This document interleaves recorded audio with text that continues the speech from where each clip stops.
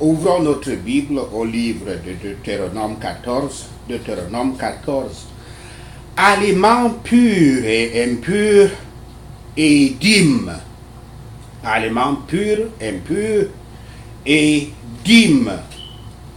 Deutéronome 14, versets 1 à 21. Les Israélites doivent se distinguer des autres nations. Versets 1 à 20.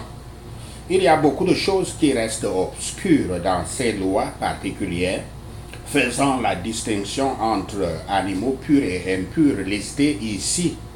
En fait, l'identité de certains des animaux désignés n'est pas certaine. Mais le plus important, le principe de la raison pour laquelle un animal est pur et un autre est impur est également loin d'être certain. Mais ce que nous devons comprendre est le sens spirituel du mot manger. Manger. Verset 21. Ces lois apportent les exigences de la sainteté divine dans tous les aspects d'une maison du fidèle israélite. À chaque tour, il ou elle doit faire face à la demande de l'homme de Dieu, à la demande que l'homme de Dieu soit saint, parce que Dieu est saint et parmi eux. La sainteté de Yahweh doit être amenée aussi sur leur table et sur la consommation des repas.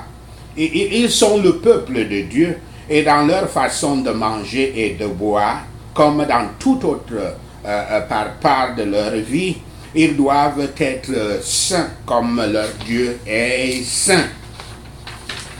La famille ne pouvait pas s'asseoir pour un repas sans que les exigences de la sainteté de leur Père céleste empiètent sur eux. De cette façon, Israël est constamment impressionné par la nécessité d'être digne pour le service de Yahweh, digne de s'approcher de lui, digne de l'adorer, digne de refléter quelque chose de sa gloire dans le monde. Moïse, quelque chose pour sa gloire dans le monde. Moïse dit aux gens d'Israël comment Yahweh leur avait donné 3 privilèges distinctifs dont nous allons parler. Ces 3 privilèges distinctifs qui étaient leur honneur et les symboles de ces bénédictions spirituelles dans les choses célestes dont Dieu nous a dans le Christ béni, nous a bénis dans le Christ. Premièrement, voici l'élection. L'élection. Et je cite, le Seigneur t'a choisi, fin de citation. Il ne les a pas choisis parce qu'ils étaient, par leurs propres actes, un peuple particulier pour lui, au-dessus des autres peuples, mais il les a choisis afin qu'ils puissent l'être par sa grâce. Et ainsi, ils étaient des croyants choisis, comme cela est dit dans Éphésiens 1, verset 4. Deuxièmement, voici l'adoption. Voici l'adoption. L'Écriture dit, je cite, « Vous êtes les enfants de Yahweh, votre Dieu. » Fin de citation. Non pas parce que Dieu avait besoin des enfants, mais parce qu'ils étaient orphelins et avaient besoin d'un père. Chaque Israélite spirituel, c'est-à-dire chrétien, est en effet un enfant de Dieu, un participant à sa nature et à sa faveur. Troisièmement, voici la sanctification. L'Écriture dit, je cite, « Tu es un peuple saint. » Fin de citation. Le peuple de Dieu doit être saint. Et s'ils sont saints, ils sont redevables à la grâce de Dieu qui les rend ainsi. Ceux que Dieu choisit pour être ses enfants, il va les former pour être un peuple saint et zélé pour les bonnes œuvres. Ils doivent faire attention à éviter tout ce qui pourrait déshonorer leur profession à la vue de ceux qui regardent pour les stopper. Notre Père céleste n'interdit rien sauf pour notre propre bien-être. Ne te fais point de mal, ne ruine pas ta santé, ta réputation. En quelque sorte, c'est ça les commandements de Dieu. Ne te fais rien, ne te fais point de mal, ne ruine pas ta santé, ta réputation, tes consolations intérieures, ta paix d'esprit. Surtout, ne tue pas ton âme. Ne sois pas le vil esclave de tes appétits et tes passions. Ne rends pas tout autour de toi misérable. Et toi-même ne rends pas toi-même misérable. Mais vise plutôt ce qui est le plus excellent et utile. En quelque sorte, ce n'est que ça que Dieu nous demande. De lui-même, il ne veut rien de nous, nous ne pouvons rien lui donner. Les lois qui considèrent plusieurs sortes de chair, de viande, comme impures, étaient édictées pour les empêcher de se mêler avec leurs voisins idolâtres. Il est clair dans l'Évangile que ces lois sont désormais abolies. Mais interrogeons nos propres cœurs. Sommes-nous des enfants de Yahweh, notre Dieu? Sommes-nous séparés du monde impie en restant mis à part pour la gloire de Dieu et le rachat par le sang du Christ? Sommes-nous des sujets de l'œuvre du Saint-Esprit? Seigneur, apprends-nous à partir de ces préceptes, à partir de ces préceptes, combien pur et saint tout ton peuple doit vivre. Parlons maintenant des notions de pur et impur. Interprétons Lévitique 11 et Deutéronome 14, verset 1 à 18, ou bien verset 1 à 21, comme cela nous est expliqué dans le livre saint apocryphe, c'est-à-dire n'est pas dans la Bible, le livre saint apocryphe, l'épître de Barnabé, au chapitre 10. Observons, il y a plusieurs remarques que nous étudions. Conservez votre temple pur. Expliquons cela. Dans une autre loi, un enfant de Yahweh, un chrétien, ne peut pas faire des coupures ou scarifications rituelles sur sa peau, des rituels. Il ne peut pas faire des rituels, des choses ritualistiques sur sa peau. Faire la calvitie entre les yeux pour les morts, comme le rituel des hindous. Tenir des cheveux étranges. Maintenant, expliquons un terme, expliquons une série de termes qui sont utilisés quand on parle de ces animaux impurs et impurs. Sabot divisé. Sabot divisé, qu'est-ce que ça veut dire? Vous touchez la terre avec votre pied, l'animal touche la terre avec son sabot. La terre symbolise la dimension physique. Le mot sabot, tout comme pied, suggère les mots toucher, debout, contacter, marcher, courir, etc. Le sabot est l'organe avec lequel l'animal touche, se tient debout, marche, court sur la terre. Yahweh veut que le sabot de l'animal ou de l'âme soit divisé afin que les croyants puissent le manger. Un animal a une présentation physique, des habitudes, des moyens naturels de faire des choses qui l'identifient par rapport aux autres. Tout comme les hommes ont des caractéristiques d'âme différentes qui les différencient des autres. Les caractéristiques d'âme sont représentées par des animaux purs et impurs. Dans Lévitique 11 et dans Deutéronome 14, verset 1 à 18. Interprétation numéro 1. Un croyant doit diviser ses sabots. Il doit s'engager envers Yahweh et ses semblables. 2. Deuxième interprétation. Les croyants doivent apprendre à faire la distinction entre le saint et l'impie dans leurs compagnons et lien intime. Troisième interprétation, le devoir du créateur, le devoir du croyant est de séparer correctement la parole de Yahweh en deux. Interprétation numéro 4, le devoir du croyant est de discerner entre le bien et le mal. entre les institutions de Yahweh et les inventions des hommes. Un animal sans sabot fendu signifie un cœur ou une âme qui ne distingue pas le bien et le mal entre Yahweh et les créatures. Dieu veut que l'homme observe la loi de la dualité en toutes choses, afin de choisir la volonté de Dieu parmi d'autres volontés ou choix existants. Le Créateur, le chrétien ne doit pas suivre des personnes au cou raide, comme l'Écriture dit, au cou raide, qui croient en une seule doctrine et ne peuvent pas entendre une voix différente, notamment la voix de Yahweh. Expliquons maintenant mâcher le ruminé. L'Écriture parle du mâcher le ruminé. Mâcher le ruminé signifie littéralement que l'animal, comme une vache, digère sa nourriture pour la deuxième fois. Mais il y a une signification plus profonde pour mâcher le ruminé. Le devoir du chrétien est de, premièrement, se rappeler la parole de Yahweh, comme la vache rappelle l'herbe, en appelant l'herbe, en faisant venir l'herbe d'une panse. Deuxièmement, méditer sérieusement, comme la vache mâche l'herbe dans sa bouche.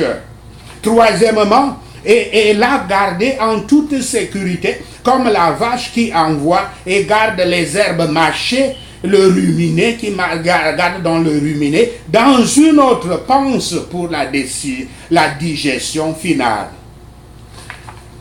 Expliquons manger. Manger. Première citation, je cite. Il me dit, fils de l'homme, nourris ton ventre et remplis tes entrailles de ce rouleau que je te donne. Je le mangeai et il fut dans ma bouche doux comme du miel. Fin de citation. Citation de Ézéchiel 3, verset 3 et aussi Apocalypse 10, verset 9 à 10. Manger dans les Écritures signifie prendre comme vôtre, épouser une doctrine, se nouer d'amitié avec une philosophie ou une personne. L'apôtre Pierre avait eu des difficultés à comprendre le sens du mot manger quand Yahweh lui montra les animaux impurs dans l'écriture suivante, je cite, où se trouvaient tous les quadrupèdes et les reptiles de la terre et les oiseaux du ciel. Et une voix lui dit, lève-toi, Pierre, tue et mange. Mais Pierre dit, non, Seigneur, car je n'ai jamais mangé du souillé ni d'impur. Fin de citation. Une citation de Actes 10, versets 12 à 14. Spirituellement, ce que vous mangez fait de vous ce que vous êtes. Manger, c'est absorber, prendre en vous, s'accrocher à, digérer. Le croyant peut manger, absorber et n'accepter que les aliments qui montrent la division entre le monde et le ciel, entre les créatures et Yahweh, entre le bien et le mal. C'est cela la loi de la dualité. Le croyant doit aussi manger, prendre, absorber seulement les enseignements qu'il ou elle peut méditer, mémoriser avant de les accepter. Qu'est-ce que le croyant ne doit pas manger? Répondons à la question. Le commandement de Yahweh ne consiste pas ici à éviter les aliments physiques.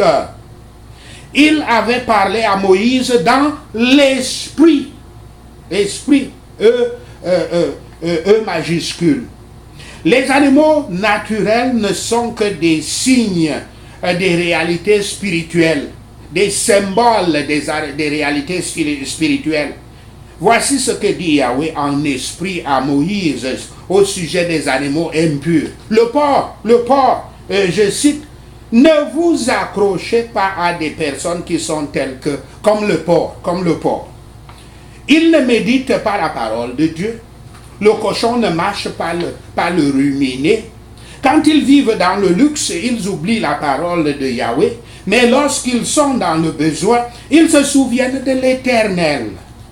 Lorsque le cochon mange, il ne connaît pas son maître, mais quand il a faim, il pleure jusqu'à ce qu'il obtienne sa nourriture, puis il se tait encore, comme cela est dit dans Barnabé 10, verset 3. Beaucoup de chrétiens sont comme le cochon. Quand ils cherchent la délivrance, ils deviendront des guerriers de prière spirituelle.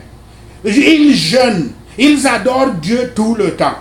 Mais quand ils ont été délivrés et profitent de leurs avantages, des avantages que Dieu leur a donnés, ils oublient Yahweh, désertent l'église et méprisent les ministres que Dieu a utilisés pour les délivrer. Les oiseaux impurs. Et je cite l'Écriture, mais ceux-ci, vous ne pouvez pas manger. L'aigle, le vautour noir, etc. Fin de citation. Vous ne devez pas vous attacher à ces personnes ou être comme elles, des gens qui ne savent pas comment se procurer de la nourriture à travers le labeur et la sueur, mais par leur comportement sans loi, s'accaparent des aliments qui appartiennent à d'autres. Et ils sont toujours attentifs, se promenant avec une innocence ostensible, mais cherchent à voir ce qu'ils peuvent piller à cause de leur avidité. Fin de citation. C'est ici, citant Barnabé 10, verset 4, partie A. Ce sont les seuls oiseaux qui ne se procurent pas leur propre nourriture, mais s'assoient impatiemment, attendent de voir comment ils peuvent dévorer la chair procurée par d'autres. Et pestilents, ils sont des pestilents dans leur mal. Fin de citation, citant Barnabé 10, verset 4, partie B. Poissons sans nageoires et sans écailles, expliquons, je cite l'Écriture, de toutes les créatures vivant dans l'eau, vous pouvez manger tout ce qui a des nageoires et des écailles. Fin de citation. Vous ne devez pas être comme de telles personnes qui sont complètement impies et condamnées à la mort. Seuls sont maudits ces poissons qui glissent dans les profondeurs, ne nagent pas comme les autres, mais habitent dans la boue sous les profondeurs. Comme cela est dit dans Barnabé 10, verset 4, et dans les profondeurs qui symbolisent la mort. Lapin ou lièvre, signification. Vous ne devez pas être quelqu'un qui corrompt les enfants ou être comme ce genre de personne, car le lapin ajoute un orifice chaque année. Il a autant de trous que les années qu'il a vécues. Le hyrax, ou encore hyène certainement, vous ne devez pas être un adultère ou un perverti, ni être comme ces personnes. Le mâle de cet animal, un genre de rat, est polygame. Le hyrax, ce n'est pas les hyènes. Est polygame. Il est polygame, le seul pour tout le groupe de femelles qu'il mène. On dit aussi que le hyrax, mais quand même, d'autres l'expliquent comme hyène, change sa nature chaque année. Une fois il est mâle, la prochaine fois il est femelle, comme cela est dit dans Barnabé 10, verset 7. La belette, comme le hyrax, vous ne devez pas être comme ceux qui ont l'intention d'accomplir un acte sans loi, hors la loi dans leur bouche à cause de leur impureté. Vous ne devez pas vous attacher aux femmes impures qui font l'acte sans loi dans leur bouche, car cet animal conçoit de sa bouche. Les chauves-souris, vous ne devez pas être comme ceux qui sont des vampires, vivant du sang humain, du labeur, de la souffrance ou du travail non rémunéré. De nombreuses espèces de chauves-souris se nourrissent en effet du sang. Dans tous les cas, la chauve-souris se nourrit des insectes et des autres animaux. Ce que le croyant devrait manger. Le croyant chrétien devrait se nourrir de la parole de Yahweh. Le croyant doit mâcher la parole de Dieu, je cite l'Écriture, que ce livre de la loi ne s'éloigne point de ta bouche. Médite-le jour et nuit pour agir fidèlement selon tout ce qui y est écrit. Car c'est alors que tu auras du succès dans tes entreprises. C'est alors que tu réussiras. Fin de citation. Citation de Josué 1, verset 8.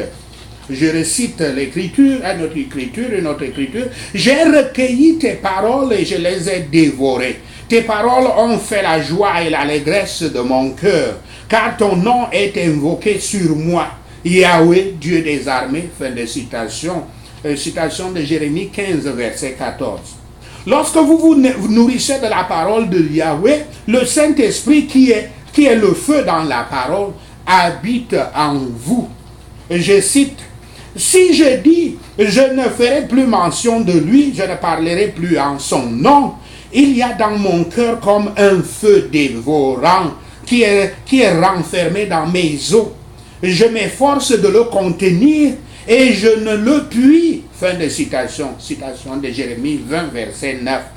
Lorsque vous êtes un vrai chrétien, habité par le Saint-Esprit, la parole de Dieu sera comme un feu dans votre cœur. Et vous ne pourrez pas la retenir. Vous servirez toujours Yahweh, que vous le vouliez ou pas. Mais finalement, vous le voudrez. Deutéronome 14, verset 22 à 29, relatif à l'application de la dîme. Verset 22 à 26. Les Israélites sont tenus par la loi de Yahweh à la dîme.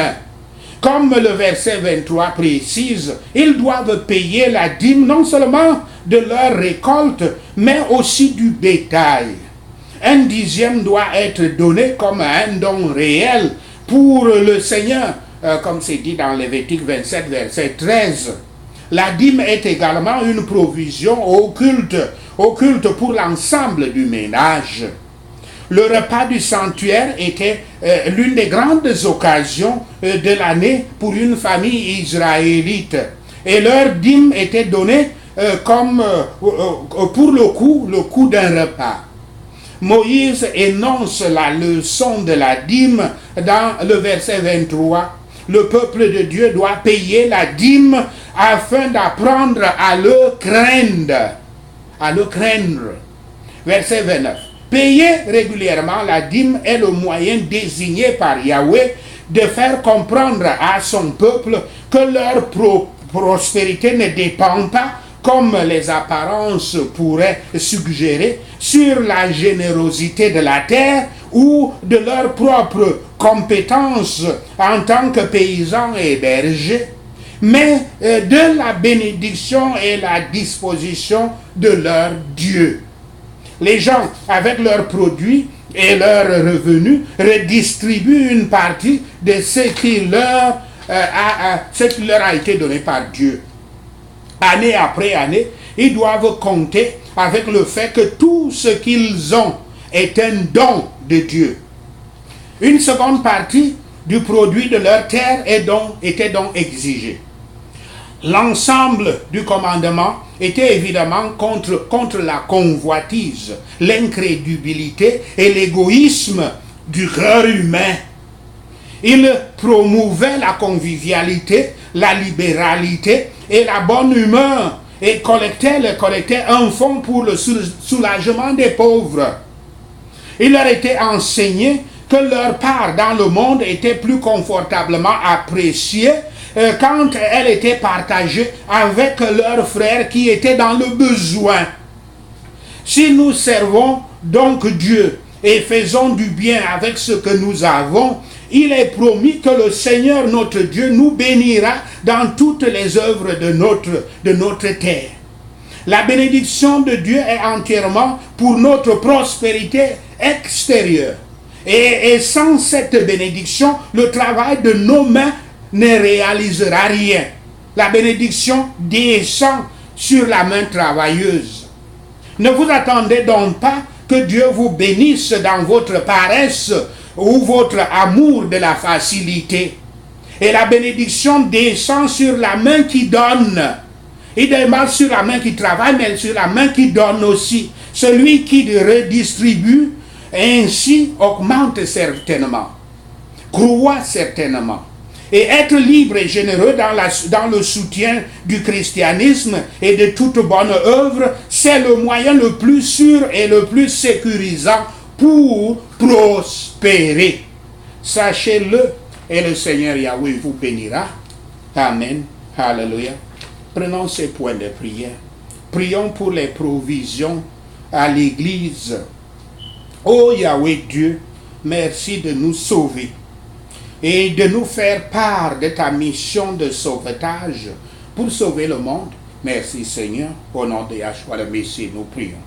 Ta mission de sauvetage est une entreprise énorme, merci Seigneur, au nom de Yahshua le Messie, nous prions.